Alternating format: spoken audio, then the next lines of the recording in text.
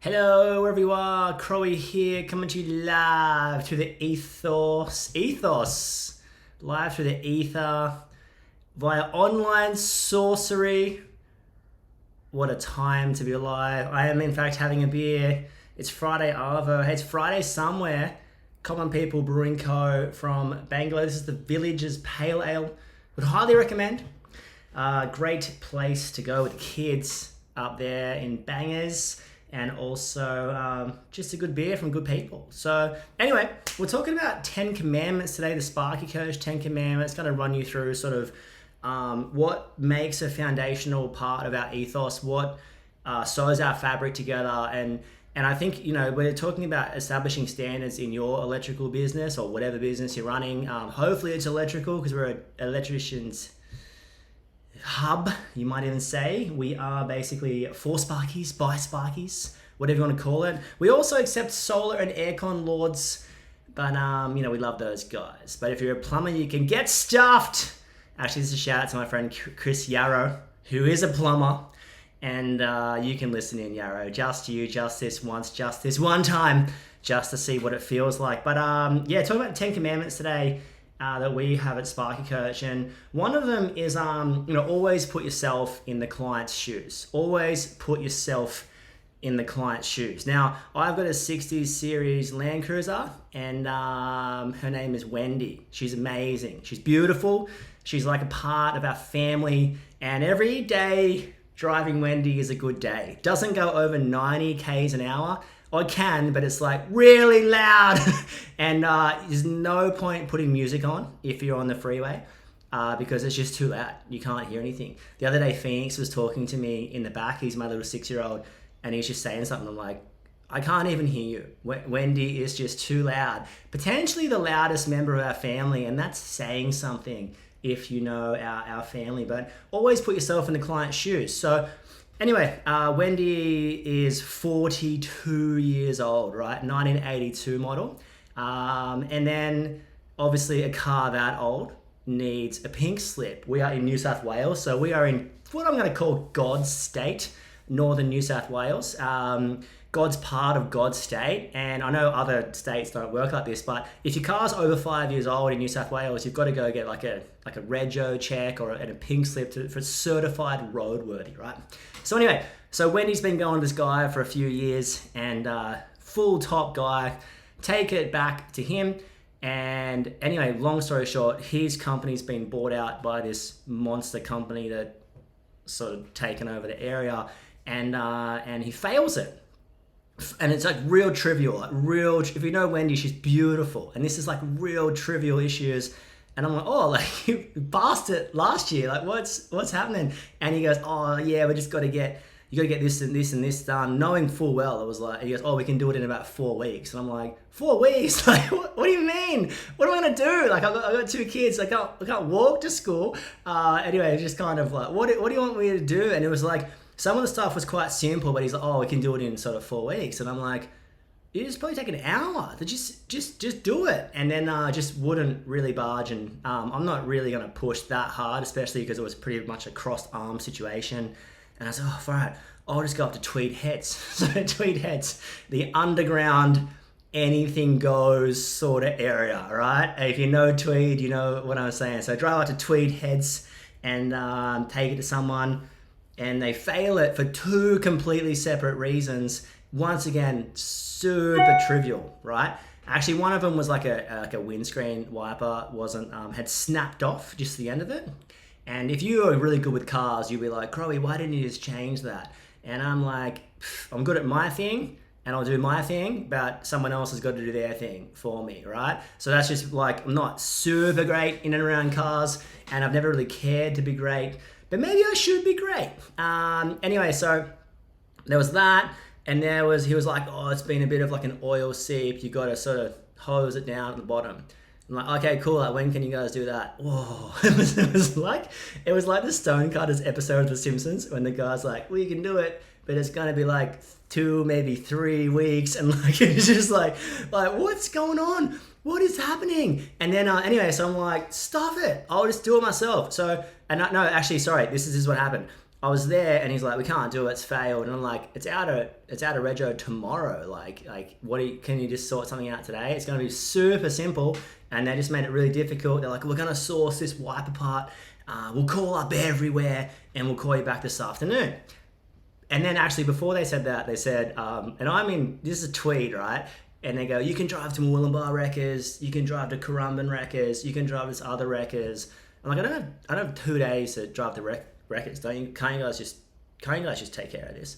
And anyway, no, they couldn't. And they're like, we'll call you this afternoon with a part. We'll call you, we'll get the part, we'll get it done tomorrow. I'm like, cool, sweet, that's awesome, right? Anyway, so that no call. It's like 4 o'clock, 5 o'clock, no call. So I'm like, all right, I'm gonna call. How'd you go? Yeah, nah, couldn't get it. We tried everywhere, couldn't get it. And they're like, why don't you just try super cheap auto, right? And I was like, okay. And they said, and in terms of like washing it down, why don't you just go to a car wash and just drive over something?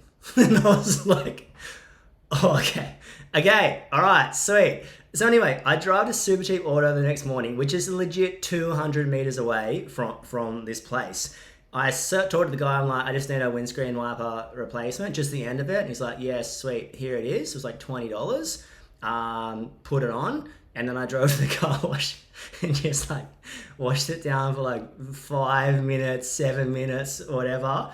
And I drove it back and they're like, oh, cool, it passes now. And I was just like, it's just funny. I was speaking to Cam about it and I'm just like, it was a pretty horrible experience for something that could have been so simple.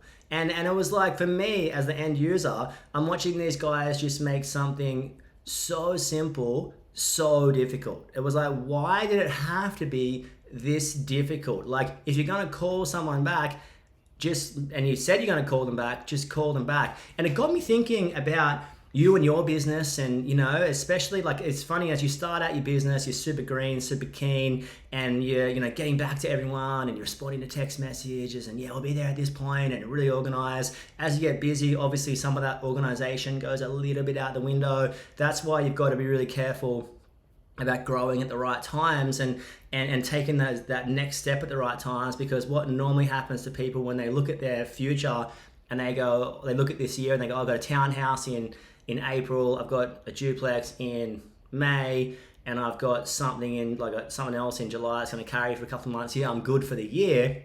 And if you're a small team and you think you're good for a year, then, I mean, the only way you're going to make money in a trade business, specifically electrical business, is by shifting the hours through you. It's by shifting the hours through you. That's all you need to do, is just get some hours through you. If you make money on 40 hours, then you can make a lot more money on 400 hours. And it's obviously, the 400 hours comes with like processes and systems and staff management and client management and people management and task management and job management. That's all part of the job. That's all part of the fun. That's kind of like, you can enjoy that side of things. The office stuff, when your job becomes full-time office, it can be genuinely enjoyable. When your job is part office, part on tools, part off tools, it gets a little blurred lines, a little bit of, who sung Blurred Lines? Robin Thicke, holy crap. That song is inappropriate on so many levels. Anyway, Robin, hi. We're moving on now. So, it's just like, and I think, it got me thinking about what's the thing that's going to grow your business, and it's your ability to always put yourself in the client's shoes. It's your temperament to always kind of not think for the client, but try and see what the client is thinking, try and see what the client is feeling. And it's if you can consistently remember that clients are people too. If you consistently put yourself in the client's shoes, if you're consistently making life easier for your clients, your business is going to naturally grow, because people are going to be like, you've got to use these guys, they're awesome. The drama is when you say what you're going to do something and you don't do it, whether that's a quote back on time, whether that's a phone call not returned, whether that's an invoice that should have been 10 grand but it was 15 grand, whether it was a variation that should have been sent 3 weeks ago. The danger is, if you don't have these non-negotiables, you don't have these standards, you're not consistently putting yourself in the client's shoes, you're going to come unstuck at some point. And now what you normally see is people take out their frustrations on the client, whether that's through money or whether that's through, I told you I can't get there, we're so busy. Like whatever it's through, whether it's through their words, whether it's through, this is another thing as well. You see this all the time, sending the wrong person to the right job. I said that correctly. I'm going to say it again. You can have the right job, and it can be a great job, and it can be for a great client. And you can send the wrong person to it, and you can send that person maybe as an apprentice too soon, or as a tradie, maybe they're not quite ready for that. Maybe there's nowhere near ready for that. And you're only ever 1 or 2 wrong invoices away from losing a client. You're only ever 1 or 2 like poor workmanship away from losing a client. You're only ever 1 or 2 late variations away from losing a client. You're only ever 1 or 2 like, oh, I'll get that quote to you tonight, and it doesn't come. Oh, I get that quote to you tonight, it doesn't come. Get that quote to you tonight, doesn't come. So I want to encourage everyone, say what you mean what you say, don't say it mean. I say that in all the podcasts, and most of the podcasts. Always put yourself in the client's shoes. In my instance, getting Wendy registered should have been a really simple process. It should have been like, yeah, a couple of things we're going to tidy up. It's going to take us 30 to 40 minutes. We're going to do it now. I would have paid like whatever. I didn't really care what it cost. I just want to drive my kids to school. Like I just want to go surfing. Like I'm not asking, but just like do that, and you've got a client forever. And you know, like I think you've got to look at it a couple of fold. Like if you let one person down, they probably tell 10 to 15 people. If you do a good job for someone, they probably tell 3 to 5 people. So it's just like you're always quite close to really letting someone down, to the point where it's could be potentially irreparable. Now, chances are, if you've grown a business before, you've lost a client through to a fault 100% of yours. My hands up, 100%. Like that's just what's happened over the years. If you forget to get back to someone, you tell someone, quote, it's coming on Saturday, it's not coming on Saturday, it's coming here. You go, oh, you'll be there at 7 o'clock on Wednesday. The phone rings at 7 o'clock on Wednesday. Someone's like, oh, just checking, you're still coming. And you're like, what? Like, I don't remember having this conversation. How do we even, what? Like, no, I can't get there. And so it's like, what you've got to do is just do the simple things well. Customer service. It's all about customer service. It's all about going the additional mile for someone, right? It's all about chucking yourself in the client's shoes and then walking a mile in their shoes. And then when you look back, you're a mile ahead and you got a new pair of shoes, baby. You know what I'm saying? A new pair of shoes. So always put yourself in the client's shoes. Always ask yourself, like, especially when the clients sort of have an issue with an invoice or an issue with how something's being handled, I think they're they're entitled to ask questions, and there's nothing wrong with that. And I just encourage you, just get some tradie work done at your house and see how the communication is. Chances are it's going to be pretty poor quality, and chances are you're going to come unstuck, right? Like you can't go into your local IGA and they just emotionally charge you some prices and then just send you a bill 3 weeks later for what was additional in your basket. It doesn't really work like that. The trade industry's quite prehistoric and quite backwards in some states. So what I want to encourage you to do is get on the front foot, make sure your invoices are sent weekly, make sure your variations are sent weekly, make sure your quotes are back on time, make sure you're not making things difficult, make sure you're more of a problem solver. You got to be solving more problems than you're bringing. You've all been around those people and it's like, oh yeah, that's gonna take some time. Oh yeah, we can't get that part anymore. Yeah, we're gonna get this. I remember working with this automation company and he was like, so difficult. And it's like, oh yeah, we can't, they don't make that anymore. I remember sitting with a builder who was an absolute legend, got along really well. And we had this automation company come in and I just sort of programmed this job. And it was so difficult and they were just consistently making little things, big things. Oh, they don't make that. Oh yeah, that switch can't do like that. And we were like, hang on, the other company we had before, they did it on the last job. Like we've seen this. I've seen this happen before. It's the exact switch. I'll send you a photo of it. They still make it. Like I can order it. So it's just like, I think the big thing is just be honest. And if you can't make something, be honest. If you're going to be late with a quote, be honest. If you've stuffed up with an invoice, put your hand up. If you're late on a variations bill, put your hand up. Be like, hey, this is late and I'm going to have to, I have to put it on, but just making sure it sort of makes sense and everything. That additional phone call, that additional TLC goes a long way. This is why it's really important that you or someone you really trust looks through your invoices. If you've got a gut feel like, hey, something's a little bit off here, you make the call. Hey, yeah, just checking this is okay. I know we spoke about it on site, all good. Sometimes it's that 30 to 60 to 90-second conversations that are going to make the big difference in your year. I sit with a lot of people on billable hours and, sort of their unique business pathway and client management, staff management, and so often everyone is doing the hard things easily and the easy things really hard. They're getting the on-site work done and it's excellent. They're getting to jobs mostly on time. They're just not communicating that additional variation is going to cost money. They're not communicating a quote properly. They're not communicating that, hey, we're going to have to charge this and the client gets a bill. I just think I've said this 1,000 times and I'll say it 1,000 times more because I am Vanessa Carlton and I will walk 10,000. Actually, does that song go?